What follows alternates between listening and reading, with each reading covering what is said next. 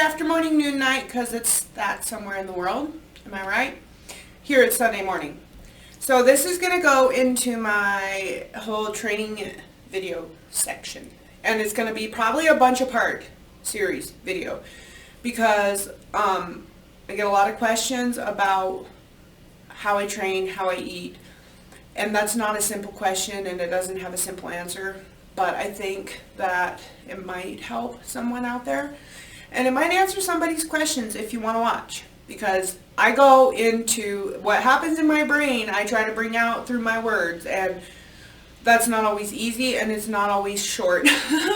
So I'm going to start with first a disclaimer. I'm not a nutritionist. I'm not a fitness trainer. I'm a nobody. All the stuff that I do is trial and error, research, experimentation on my own body, and I find what works for me, and that's what I do. So my philosophy is we are mostly what we consume. The whole you are what you eat, that's very true. But I want to take it one step further and say you are what you consume, and that is through your skin, through your GI tract, and through your eyeballs. Through your nose. The air we breathe influences us. Okay, I'm a big believer in that. Another thing is I don't like to feel bad physically, mentally, emotionally, any which way. I like to feel good. And so when something happens to me where I don't feel good, I will go to great lengths to find out what it is that's causing it. And I'm very solution oriented. I really am. Sometimes there's a delay in that, but I will do my best to get to the bottom of it. So it's built in me, this researcher, and I'm very analytical. I can break it down, and I probably will in this video series break it down to what it is, my process of how I treat my body physically, how I treat it nutritionally, how I treat it mentally, emotionally. Sorry, my bra keeps falling down. So it's going to be a multi-part probably video series. So that's firstly. So I'm a firm believer of we are what we eat, or we are what we consume, whether it be through our eyeballs, our skin, our mouth, into our GI tract. And I think in the next, well, they already know, but in the next, I'm hoping in the next year, but it's not going to happen, is where it will become common knowledge about our gut microbiome, our gut microbiota, our microbiome, and how it influences us mentally, emotionally, physically, every which way, because bacteria rules us, and your gut bacteria is a huge influence in how we feel physically and mentally and emotionally, which, please do your research, because I am not an anybody. I have my examples of it, and I also have done a lot of research. I've put notes here so I can kind of stay on track, just so you know. So I'm a firm believer of my process. The one that I try to follow every day of my life is listen to your body, because your body is not going to lie to you. Learn to hear what it's saying, because it'll tell you of problems before they begin, or right as they begin, before they become problems. It will tell you what you need nutritionally. It'll tell you what you don't need nutritionally. And I'll go into a couple of examples of that, where I'm good at it, where I'm bad at it, because trust me, nobody's perfect, although I'd like to think I am. Jokes. I'm not. And here's where I'll start. I'll start with where I'm terrible at this. So I'm a doer. And what I mean by that is I can turn off what I'm feeling from here down. And part of that, anybody who has discipline when it comes to physical fitness, or, people who have had to stay up long periods of time because you don't have a choice, you learn to ignore what you need for what you're doing.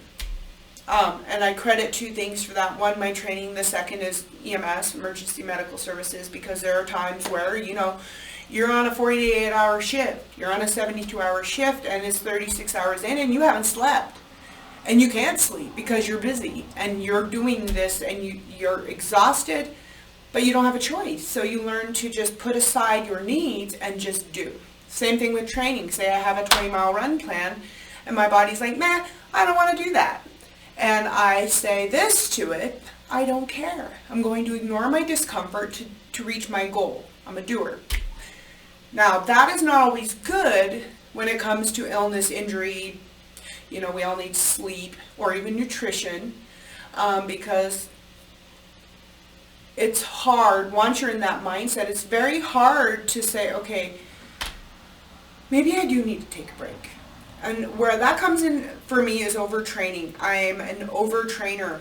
I have been throughout my life, and it usually presents in the weirdest ways, which I've discovered by accident most of the time. The first time I presented to me, I was having trouble sleeping. I'd lay in bed at night and my brain would be wired. I'd just be laying there like thinking, and I couldn't sleep. It was frustrating. I'd fall asleep, sleep for 3 hours and wake up, my brain on, and I started noticing I wasn't having gains in the gym anymore.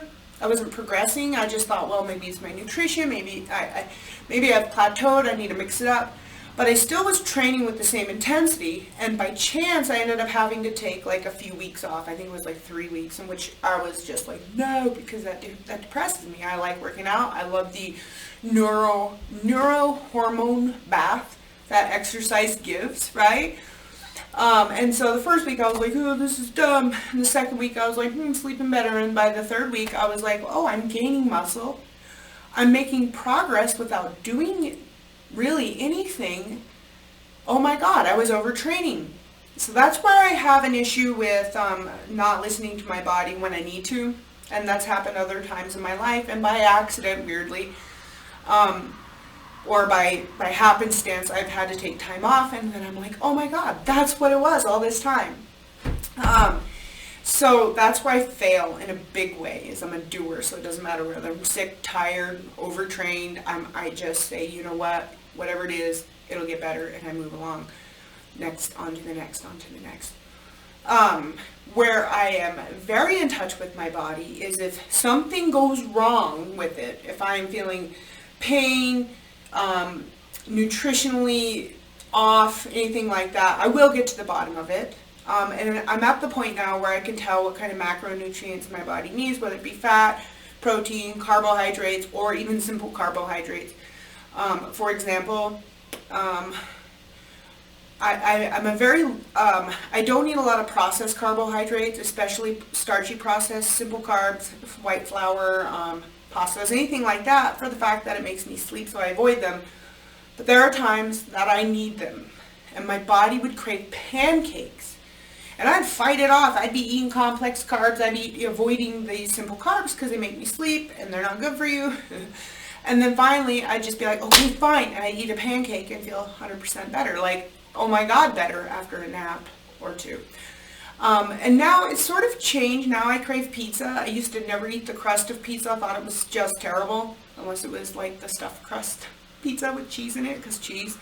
But now it's switched from pancakes to pizza, so if my body says eat a pizza, damn, I eat some pizza, and I ain't mad at it. I'm not ashamed, because that's what my body is telling me it needs.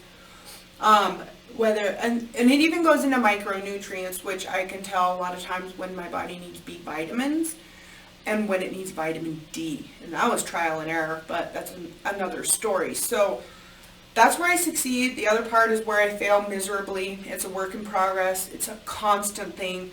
But like, again, my philosophy is listen to your body, and it's going to tell you. And the way I approach it is I will research. So if my body is feeling a certain way, or I'm feeling a certain way, I will start researching it, because I don't like to feel whatever way it is, most likely.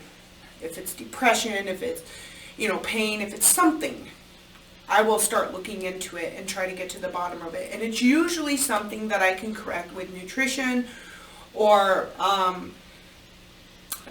changing up something in my fitness training. But a lot of times for mental, emotional, it's nutrition based. We are what we eat. We are what we consume, whatever way we consume it.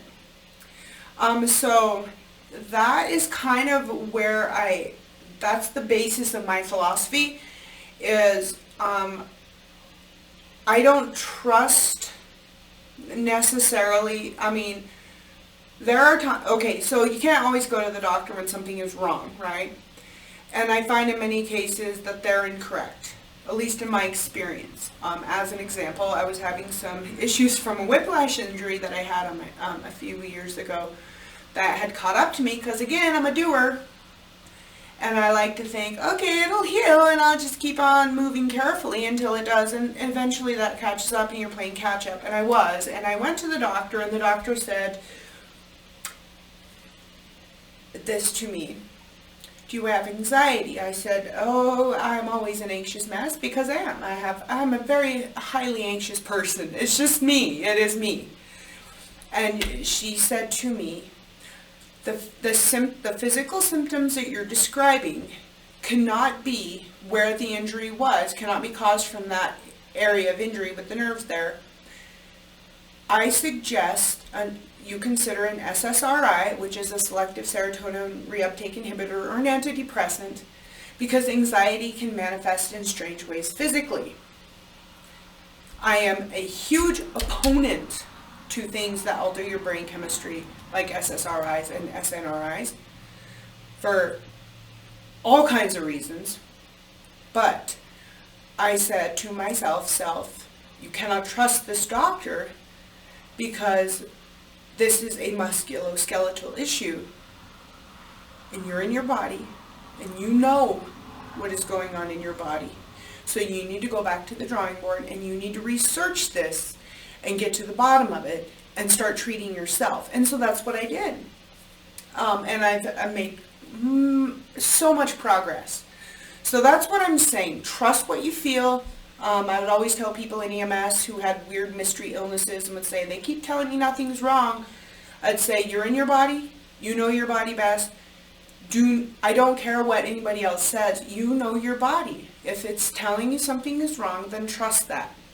So, and in many cases, I would see them later and they'd say, oh yeah, it was this, it was that. And I did what you said. I was the squeaky wheel.